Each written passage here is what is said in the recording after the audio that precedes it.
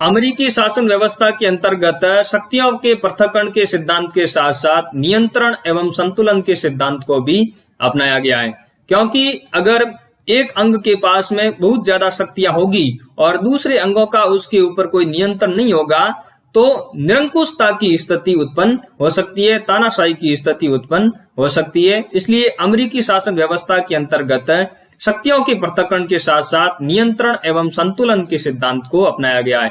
यानी check and balance का जो कॉन्सेप्ट है वह भी अमेरिकी शासन व्यवस्था के अंतर्गत देखा जा सकता है। इसका उद्देश्य क्या है? इसका उद्देश्य यह है कि सरकार का कोई भी अंग है वो निरंकुश नहीं हो। इस डायग्राम के माध्यम से आप देख सकते हो कि अमेरिका के अंतर्गत शक्तियों के पृथक्करण के साथ साथ नियंत्रण एवं संतुलन के सिद्धांत को किस रूप में अपनाया गया है। अमेरिका के अंतर्गत यानी सामान्यतः सरकार के 3 अंग होते हैं और अमेरिकी शासन व्यवस्था के अंतर्गत भी सरकार के इन तीनों अंगों को देखा जा सकता है। व्यवस्थापिका का काम क्या है? व्यवस्थापिका का काम है विधि का निर्माण करना। कार्यपालिका का काम है विधि का क्रियान्वयन करना और न्यायपालिका का काम है न्याय करना यानी विधि की व्याख्या करना। तो शक्ति पृथक्करण के अंतर्गत तो इन तीनों अंगों का जो कार्य है वो अलग अलग कार्य होता है, लेकिन इन तीनों अंगों के अंतर्गत आपसी तालमेल बना रहे और एक अंग का दूसरे अंग के ऊपर नियंत्रण बना रहे ताकि शासन व्यवस्था के अंतर्गत संतुलन की स्थिति बनी रहे और कोई भी सरकार का अंग है वो निरंकुशता की भूमिका के अंतर्गत नहीं आए। तो अमेरिकी शासन व्यवस्था के अंतर्गत शक्तियों के पृथक्करण के साथ साथ नियंत्रण एवं संतुलन के सिद्धांत को भी जगह दी गई है। अब हम ये देखेंगे कि सरकार के एक अंग के ऊपर दूसरे अंगों का नियंत्रण किस तरीके से स्थापित किया गया है। तो पहले हम देखते हैं कि कांग्रेस की शक्ति के ऊपर किस तरीके से कार्यपालिका और न्यायपालिका का नियंत्रण एवं संतुलन स्थापित किया गया है। कांग्रेस का काम क्या है? कांग्रेस का कार्य है कानूनों का निर्माण करना, लेकिन कानून का निर्माण तब तक नहीं हो सकता जब तक कांग्रेस के दोनों सदन है वो विधेयक को पारित न कर दें, और जब कांग्रेस के दोनों सदन विधेयक को पारित कर देते हैं तो जब तक राष्ट्रपति का उस पर हस्ताक्षर नहीं होता तब तक वो विधेयक है वो अधिनियम यानी कानून का रूप नहीं ले सकता। तो राष्ट्रपति के पास में इस संदर्भ में वीटो पावर है, यानी कांग्रेस कोई विधेयक पारित करती है तो राष्ट्रपति उस पर अपना वीटो जारी कर सकता है, उस पर वीटो लगा सकता है, यानी मना कर सकता है उस विधेयक पर हस्ताक्षर करने से। कैसे कि कांग्रेस के 2 सदन प्रतिनिधि सभा और सीनेट, जब प्रतिनिधि सभा और सीनेट ये कोई विधेयक को पारित कर देती है तो वो कानून निर्मित होने से पहले राष्ट्रपति के पास हस्ताक्षर के लिए जाएगा। जब तक राष्ट्रपति उस पर हस्ताक्षर नहीं करेगा तब तक वह अधिनियम यानी कानून का रूप नहीं ले पाएगा। राष्ट्रपति को 10 दिनों के अंतर्गत कांग्रेस के द्वारा पारित किसी भी विधेयक पर हस्ताक्षर करने होते हैं, यानी राष्ट्रपति को विचार के लिए किसी विधेयक पर कितने दिन का समय मिलता है? 10 दिन का समय मिलता है। इस 10 दिनों के अंतर्गत राष्ट्रपति को या तो विधेयक को कांग्रेस को वापस लौटाना पड़ता है या फिर उस विधेयक के ऊपर हस्ताक्षर करने होते हैं। लेकिन अगर राष्ट्रपति 10 दिनों के अंतर्गत उस विधेयक पर हस्ताक्षर नहीं करता है और उस विधेयक को वापस लौटा देता है तब क्या स्थिति बनती है? तब उसे हम कहते हैं विलंबकारी वीटो। विलंबकारी वीटो कैसे?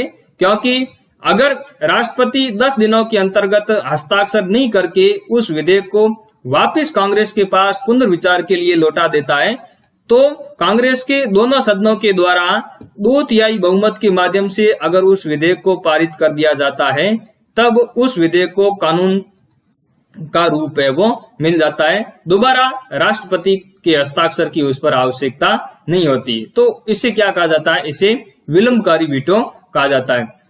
लेकिन अगर कांग्रेस है वो अपने अधिवेशन के जो अंतिम 10 दिनों के अंतर्गत अगर कोई विधेयक पारित करती है तब राष्ट्रपति उस पर हस्ताक्षर नहीं करता है। इस स्थिति के अंतर्गत राष्ट्रपति उस विधेयक को न तो स्वीकार करता है और न ही अस्वीकार करता है। तो 10 दिनों की अवधि के अंतर्गत कांग्रेस का अधिवेशन है वो समाप्त हो जाता है और यह विधेयक किसके पास पड़ा रहता है? यह विधेयक अमेरिका के राष्ट्रपति के पास में पड़ा रहता है। तो इस प्रकार के वीटो को क्या कहा जाता है? इस प्रकार के वीटो को पॉकेट वीटो के नाम से जाना जाता है। तो कांग्रेस जो कानून का निर्माण करती है उसके ऊपर राष्ट्रपति यानी कार्यपालिका का नियंत्रण अमेरिका के अंतर्गत देखा जा सकता है। राष्ट्रपति किस तरीके से नियंत्रण रखता है? राष्ट्रपति अपने वीटो पावर के माध्यम से नियंत्रण रखता है। और अमेरिका के राष्ट्रपति के पास में कितने प्रकार के वीटो है? 2 प्रकार के वीटो है वो देखने को मिलते हैं, एक विलंबकारी वीटो और दूसरा पॉकेट वीटो। कांग्रेस की कानून निर्माण करने की शक्ति के ऊपर न्यायपालिका की न्यायिक पुनरावलोकन की शक्ति का भी नियंत्रण है वो देखा जा सकता है। जब कांग्रेस इस प्रकार का विधेयक पारित करती है जो संविधान के अनुकूल नहीं होता है, जो संविधान के प्रतिकूल होता है, तब न्यायपालिका के पास में न्यायिक पुनरावलोकन की शक्ति है।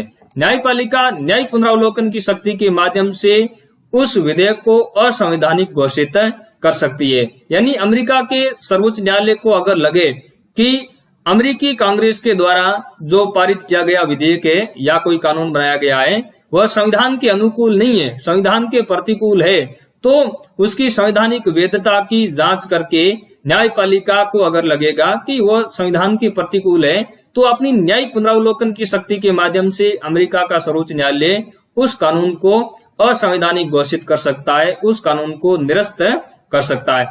इस तरीके से कांग्रेस की शक्ति पर कार्यपालिका यानी राष्ट्रपति वीटो पावर के माध्यम से और न्यायपालिका अपनी न्यायिक पुनरावलोकन की शक्ति के माध्यम से नियंत्रण एवं संतुलन स्थापित करने का प्रयास करते हैं।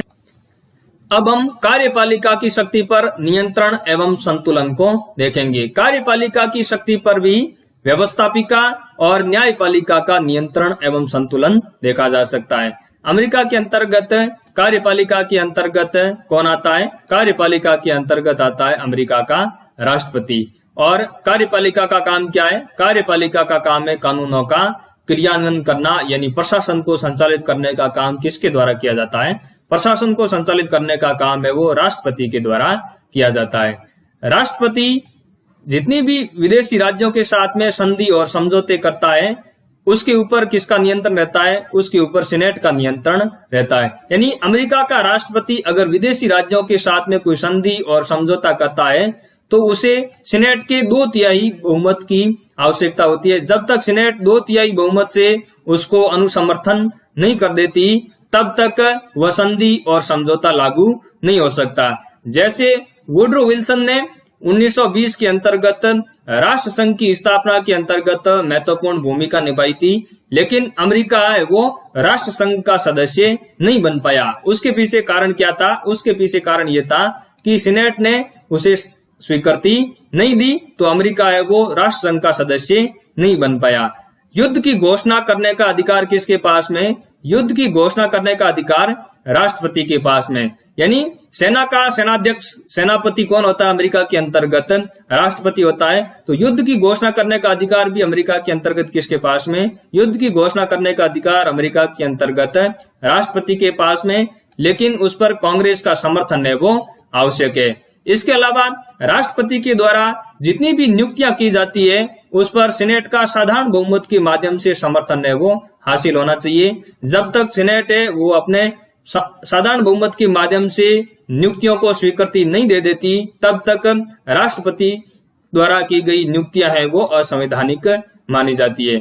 इसी प्रकार राष्ट्रपति जब प्रशासन का संचालन करता है तो उसके लिए बजट की आवश्यकता होती है, वित्त की आवश्यकता होती है।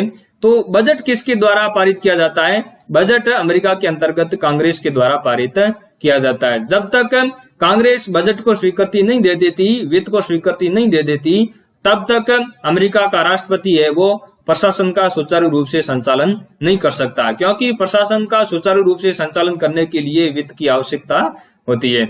इसके अलावा अमेरिका के राष्ट्रपति के ऊपर कांग्रेस है वो महाभियोग की प्रक्रिया के माध्यम से भी नियंत्रण रखती है। अमेरिका का राष्ट्रपति अगर असंवैधानिक कार्य करता है या कदाचार का कार्य करता है तो अमेरिका की कांग्रेस के द्वारा महाभियोग की प्रक्रिया है वो अमेरिका के राष्ट्रपति के ऊपर लाई जा सकती है। हालांकि महाभियोग की प्रक्रिया है यह एक जटिल प्रक्रिया है। जैसे वर्तमान में थोड़े दिन पहले अमेरिका के राष्ट्रपति डोनाल्ड ट्रंप के ऊपर महाभियोग की प्रक्रिया है वो लाई गई, लेकिन अमेरिका के राष्ट्रपति ट्रंप के ऊपर महाभियोग की प्रक्रिया है ये पारित नहीं हो पाई। कहने का मतलब ये हुआ कि महाभियोग की प्रक्रिया के माध्यम से भी अमेरिका की जो कांग्रेस है वो वहां के राष्ट्रपति के ऊपर, राष्ट्रपति की जो शक्तियां हैं उसके ऊपर नियंत्रण और संतुलन स्थापित करने का प्रयास करती है, ताकि अमेरिका का राष्ट्रपति है वो तानाशाह की भूमिका के अंतर्गत नहीं आए, निरंकुश शक्तियों का निर्वहन नहीं करे।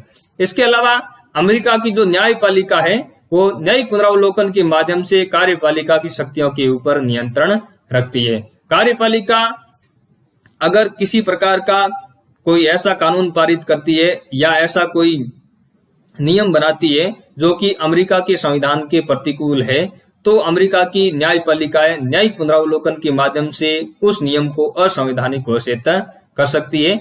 तो अमेरिका का जो सर्वोच्च न्यायालय है वो न्यायिक पुनरावलोकन के माध्यम से अमेरिका के राष्ट्रपति की शक्तियों पर नियंत्रण एवं संतुलन स्थापित करने का प्रयास करता है।